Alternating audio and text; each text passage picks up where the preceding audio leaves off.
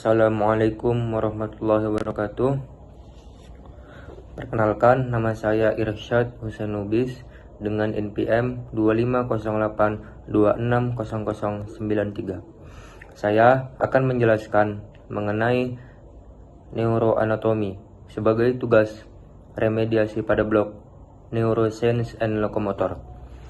Yang pertama itu ada sistem saraf pusat atau SSP. Sistem saraf pusat atau Central Nervous System atau CNS merupakan bagian utama dari sistem saraf manusia yang berfungsi sebagai pusat pengendali, pengintegrasi, serta pengolah seluruh informasi sensorik dan motorik. SSP menerima sinyal dari tubuh melalui sistem saraf tepi, kemudian mengolah informasi tersebut untuk menghasilkan respons. SSP terdiri dari dua bagian besar. Yang pertama, otak, yang bertanggung jawab atas fungsi-fungsi kompleks seperti berpikir, emosi, persepsi, memori, dan pengendalian gerakan sadar. Yang kedua, ada medula spinalis atau sumsum tulang belakang, yang berfungsi sebagai jalur transmisi impuls saraf dari otak ke tubuh dan sebaliknya, serta pusat refleks spinal. SSP dilindungi oleh beberapa struktur, termasuk tulang, tengkorak, tulang belakang, meninges, dan cairan cerebrospinal untuk memastikan jaringan saraf yang sangat vital tetap aman dari cedera. Yang kedua, otak atau cerebrum. Cerebrum adalah bagian terbesar dan paling dominan dari otak manusia. Struktur ini berperan penting dalam kemampuan kognitif tingkat tinggi. Fungsi utama cerebrum. Yang pertama, kesadaran. Cerebrum membuat manusia mampu menyadari diri, lingkungan, dan rangsangan eksternal. Yang kedua, berpikir.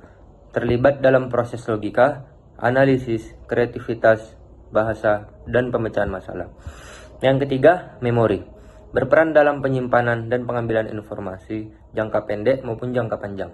Yang keempat, gerak sadar. Gerakan terencana seperti berjalan, menulis, atau berbicara dikendalikan oleh area motorik di cerebrum. Cerebrum dibagi menjadi dua hemisfer, kiri dan kanan. Keduanya dihubungkan oleh struktur saraf yang disebut corpus callosum, memungkinkan pertukaran informasi antar sisi otak. Setiap hemisfer mengendalikan sisi tubuh yang berlawanan. Hemisfer kiri mengontrol tubuh kanan dan sebaliknya. Yang ketiga, otak atau cerebellum. Cerebellum atau otak kecil terletak di bagian belakang dan bawah otak, tepat di bawah cerebrum. Meskipun ukurannya lebih kecil, cerebellum mengandung lebih dari setengah total neuron otak, sehingga sangat penting dalam fungsi motorik. Fungsi cerebellum, koordinasi gerakan. Cerebrum memastikan gerakan tubuh menjadi teratur, tidak kaku dan selaras. Keseimbangan, mengatur postur dan menjaga keseimbangan dengan menerima informasi dari telinga bagian dalam atau vestibular system, mata, dan proprioceptor. Postur tubuh, membantu mengatur posisi tubuh saat berdiri, berjalan, dan bergerak. Menghaluskan gerakan motorik.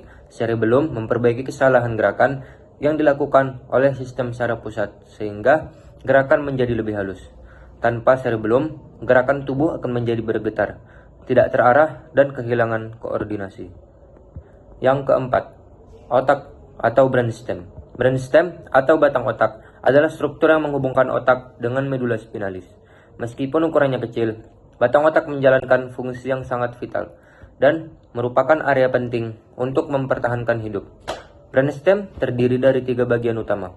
Yang pertama, midbrain atau mesencephalon, berfungsi dalam pengolahan gerakan mata, respons pengendalian, dan refleks visual. Yang kedua, pons, menghubungkan cerebrum dan cerebellum serta mengatur fungsi pernapasan melalui pusat pengatur nafas. Yang ketiga, medulla oblongata, mengandung pusat pengendali otomatis dan fungsi-fungsi vital seperti pernapasan, denyut jantung, tekanan darah, refleks menelan, batuk, dan muntah. Brainstem juga berperan dalam mempertahankan kesadaran dasar, mengatur pola tidur dan bangun melalui reticular activating system atau RAS. Kerusakan pada brainstem dapat mengakibatkan gangguan fungsi vital atau bahkan kematian. Yang kelima, sistem saraf tepi. atau SST. Sistem saraf tepi atau Peripheral Nervous System atau PNS mencakup semua saraf yang berada di luar SSP.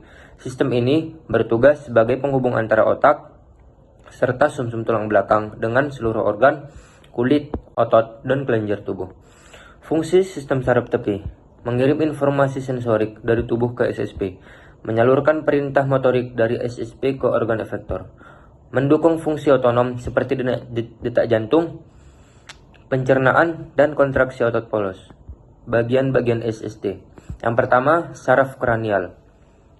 Itu mempunyai 12 pasang, berasal dari batang otak, berfungsi untuk sensorik dan motorik wajah, mata, pendengaran, penciuman, dan organ kepala lainnya. Yang kedua, saraf spinal. Mempunyai 31 pasang, berasal dari medula spinalis dan mendistribusikan sinyal ke seluruh tubuh, bagian leher, dada, pinggang, hingga ekstremitas. SST memastikan integrasi menyeluruh antara pusat kendali SSP dan seluruh bagian tubuh. Mungkin itu saja yang dapat saya sampaikan. Lebih dan kurang saya mohon maaf. Wabillahi khair. Wassalamualaikum warahmatullahi wabarakatuh.